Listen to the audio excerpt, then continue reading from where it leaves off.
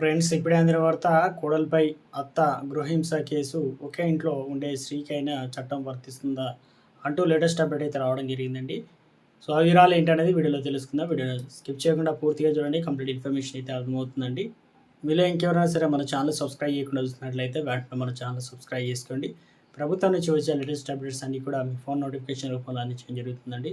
చూస్తున్నారు కానీ లైక్ చేయడం మర్చిపోతున్నారు. దయచేసి లైక్ చేయండి. లేట్ చేయకుండా వీళ్ళకైతే వెళ్ళిపోదామండి. మనం తన కోడలిపైన గృహహింస కేసు పెట్టవచ్చా? అలహాబాద్ హైకోర్టులో ఈ ప్రశ్నకు ఉత్పన్నమైందనమాట. ఇక అలహాబాద్ హైకోర్టు వద్ద తన కోడలు గృహహింసకు పాల్పడుతున్నట్లు ఫిర్యాదు అయితే చేసింది. తాజాగా కోర్టులో ఈ కేసు విచారణ అయితే జరుగుతూ ఉందన్నమాట.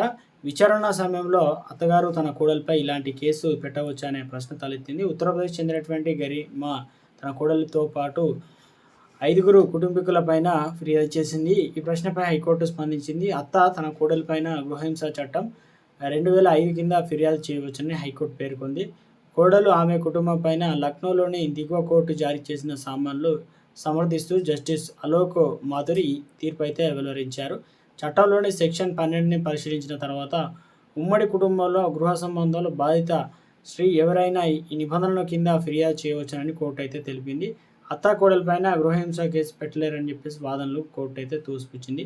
కోడలు లేదా కుటుంబంలో మరే ఇతర సభ్యులైన అత్తగారిని వేధిస్తే లేదా శారీరకంగా మానసికంగా హింసిస్తే అత్త బాధితురాలిగా మారుతుంది. గృహహింస నుంచి మహిళా రక్షణ చట్టం 2005లో సెక్షన్ 12 ప్రకారం ఫిర్యాదు చేయవచ్చు. బాధితురాలికి ఈ చట్టం కింద దరఖాస్తు చేసుకునే అవకాశం అయితే ఉందని కోర్టు అయితే పేర్కొంది.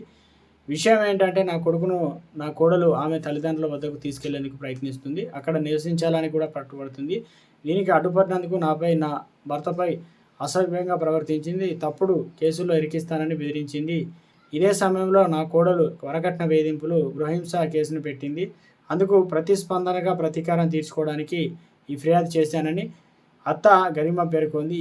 ఈ కేసును విచారించినటువంటి ట్రయల్ కోర్టు కోడలు ఆమె కుటుంబీకులపైన సామాన్లు జారీ చేసింది. దీనికి వ్యతిరేకంగా కోడలు కుటుంబీకులు హైకోర్టులో పిటిషన్ దాఖలు చేయగా అలహాబాద్ హైకోర్టు ట్రయల్ కోర్టు తీర్పును సమర్థించింది. ట్రయల్ కోర్టు జారీ చేసినటువంటి సామాన్లు చెల్లుబాటు అవుతాయని కోర్టు అయితే తెలిపింది.